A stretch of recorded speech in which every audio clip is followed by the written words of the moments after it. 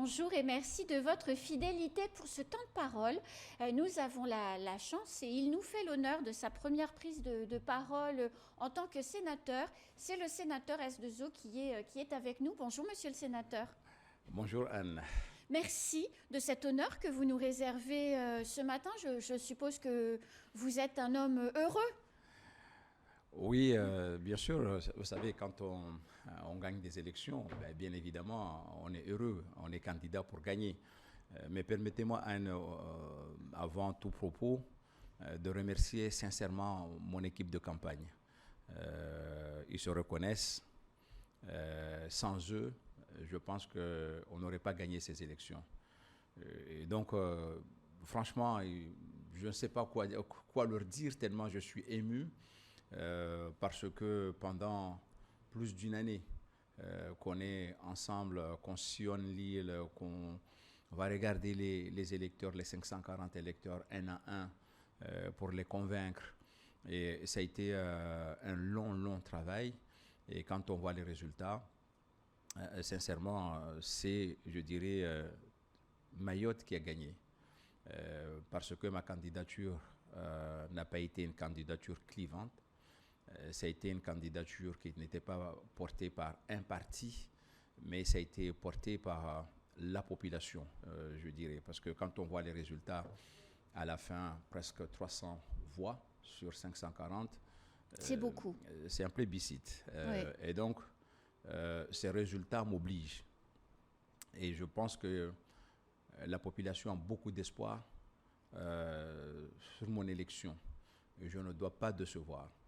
Et que mes équipes de campagne doivent être là pour m'accompagner encore, pour changer les choses dans ce territoire, parce qu'effectivement, les choses vont mal, très mal, et on fera tout avec, bien sûr, les autres lauréats, hein, comme je veux dire, les autres parlementaires, pour faire changer les choses ici. Et je tenais, Anne, à féliciter l'ensemble des candidats aussi qui ont fait une très bonne campagne, mais nous sommes en démocratie. On avait deux postes. Et donc, là aussi, je tiens à féliciter Tani Mohamed Swalihi, que j'espère qu'ensemble, on pourra changer les choses ici et que j'espère qu'il va m'aider à savoir quelle porte il faut y aller, quelle porte il ne faut pas aller. Et surtout, la porte que je veux, c'est la porte de développement de ce territoire. Alors justement, vous avez une mini-fenêtre ouverte auprès du président de la République et c'est quand même une chance incroyable pour notre territoire. Forcément, vous avez gagné, donc forcément, il va vous écouter. Vous dites Mayotte va mal. Qu'est-ce que vous allez lui dire sur notre situation ? Déjà, lui rappeler les discours qu'il a fait à Mayotte. Qu'il ne faut pas oublier, que la parole donnée doit être respectée.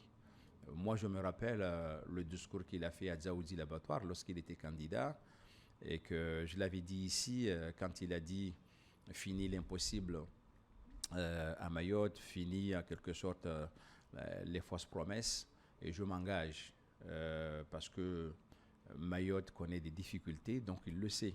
Et donc, on doit changer les choses à Mayotte. Or, quand on regarde ce qui s'est passé à Mayotte, on a l'impression que les choses s'empirent de jour en jour, avec les violences, avec les problèmes de l'école, avec le problème de l'eau. Et donc, on a cette impression, et ce n'est pas une impression, mais c'est une réalité. Donc, il ne faut pas qu'il oublie. Et donc, nous, les parlementaires, on doit le lui rappeler à chaque fois, et que chaque ministre qui viendra ici à Mayotte doit venir avec une solution. Mais cette solution, on doit la co-construire ensemble. On ne peut pas construire ce territoire sans les Français de Mayotte. On doit le faire ensemble et c'est une des raisons que moi, de toute façon, j'ai toujours été un homme libre. Je resterai libre, même si j'ai des amis. Mais les amis, c'est mieux quand tu leur dis la vérité. Et qu'est-ce que vous allez dire à Gérald Darmanin s'agissant de l'opération Wambouchou, dont on voit très clairement aujourd'hui que tous les bénéfices que l'on a vécus quand l'opération avait lieu sont perdus? Alors déjà, en ce moment, il y a une loi de programmation, je pense, concernant le ministre de l'Intérieur pour préparer les Jeux Olympiques de Paris. Et j'ai vu qu'il y aura des gendarmes en plus et des policiers en plus pour assurer la sécurité de ces Jeux. Pourquoi on le fait à Paris? Pourquoi on ne le ferait pas à Mayotte? Donc, dans le contingent de ces gendarmes et des policiers, il faut que nous ayons les moyens en plus à Mayotte. Donc, on est dans pleine préparation du budget en ce moment. Et justement, on doit profiter de cette préparation de budget pour que Mayotte soit plus dotée en moyens. J'ai vu avec le ministre, Monsieur Le Maire, ministre de l'économie et des finances, qui disait qu'il faut que l'État fasse des économies de presque 140 milliards d'euros pour le budget 2024. Il ne faut pas que Mayotte soit, déjà nous sommes mal, s'il y a une réduction de budget dans les autres collectivités, pourquoi pas, mais pas à Mayotte. Au contraire, il faut doter Mayotte des moyens, doter Mayotte des finances, parce que nos collectivités vont mal, bien évidemment, et que Mayotte va mal. Non, nous, il faut absolument qu'on profite de la préparation des Jeux Olympiques qui se préparent et le dispositif que Gérald Darmanin va mettre en place pour la sécurité, pour que Mayotte aussi puisse avoir sa part, parce que nous aussi, nous avons des difficultés tous les jours. Alors, autre question, vous l'avez abordé, l'école va mal. Le maire de Koungou a pris une délibération et une décision courageuse, quelque part. Il a dit à l'État, en substance, c'est simple, monsieur le gouvernement, soit vous me donnez les moyens de travailler et d'exercer cette compétence dignement, il a utilisé les propos dignes de la République, soit vous récupérez la compétence. Vous êtes encore pour quelques temps le maire de Dzaoudzi l'Abattoir, le président de l'interco de la Petite Terre, donc vous avez une très bonne connaissance de ces sujets. Qu'est-ce que vous en pensez de cette décision? Tout d'abord, je voudrais saluer le maire de Koungou, le maire de Bouandawa et l'ensemble des maires de Mayotte qui nous ont soutenus, et même ceux qui ne nous ont pas soutenus, mais je les salue.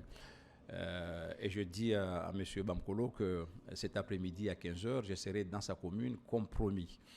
Parce que quand on promet, il faut le faire. Je serai dans sa commune cet après-midi pour discuter justement des difficultés de cette commune, de sa mairie qui a pris feu, qu'on a brûlé plutôt, oui, depuis 2021. Que des voyous ont brûlé, il faut être clair. Tout à fait.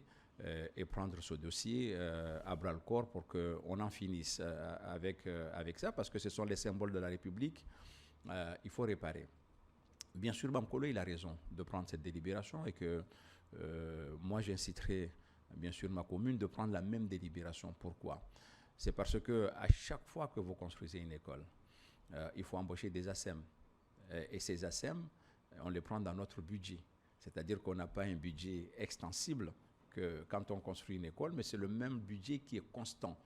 Donc évidemment, on se retrouve à un moment donné que l'argent que nous avons, les recettes que nous avons, vont tous dans les écoles. Donc ça ne nous permet pas d'investir ailleurs. Donc cette délibération, je pense que l'ensemble des maires, si vous pouvez prendre la même délibération en disant que vous reprenez votre compétence, ou bien si vous nous donnez cette compétence, il faut absolument nous donner l'argent, les moyens qui vont avec. Et ça, je pense qu'il a raison, parce que si on arrivait à maîtriser les effectifs, on pouvait dire, écoutez, d'ici 5 ans, peut-être que la tendance démographique va s'inverser. Et donc, on pourrait dire que d'ici 5 ans, voilà les effectifs que je vais avoir. Mais le problème, c'est que c'est un fleuve sans fin. À chaque fois qu'on pense qu'on a fini une école, eh bien, d'autres demandes viennent. Donc, on est vraiment dans une situation d'obscurité et il est incapable, évidemment, de mettre en place toute politique publique à Mayotte parce que, bien sûr, il y a cette démographie et il y a cette immigration qui font qu'aujourd'hui, ça pèse énormément dans les finances de nos collectivités. Quel discours vous allez avoir auprès des membres du gouvernement justement sur cette immigration, sur cette natalité qui est incontrôlée aujourd'hui, j'ai même envie de dire incontrôlable. Comment on peut inverser la tendance?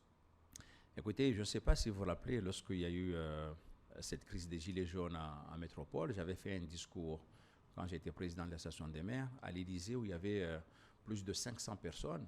On nous a donné la parole et que j'avais dit au président à l'époque, je l'avais mis en garde que Mayotte va mal et que les dossiers sont faits à Mayotte par des préfets.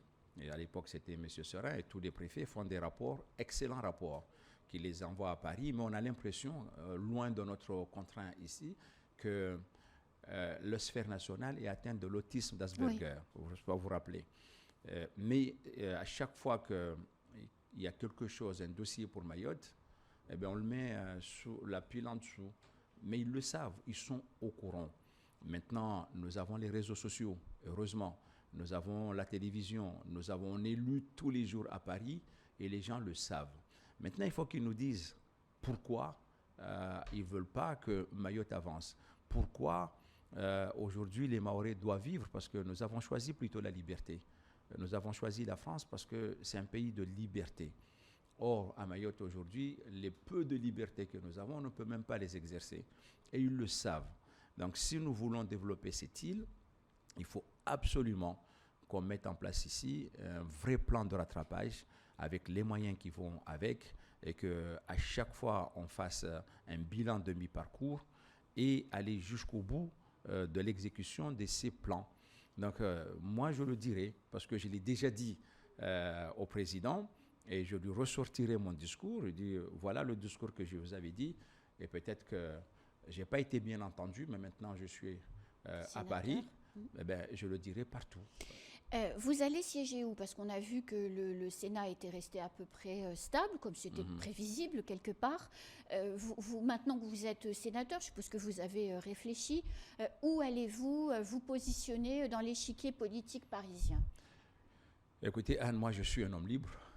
Je siégerai là où les intérêts de Mayotte seront préservés. Ce qui est certain, il ne faut pas oublier que les lois, c'est le président de la République ou le Premier ministre qui le font. Donc évidemment, je vais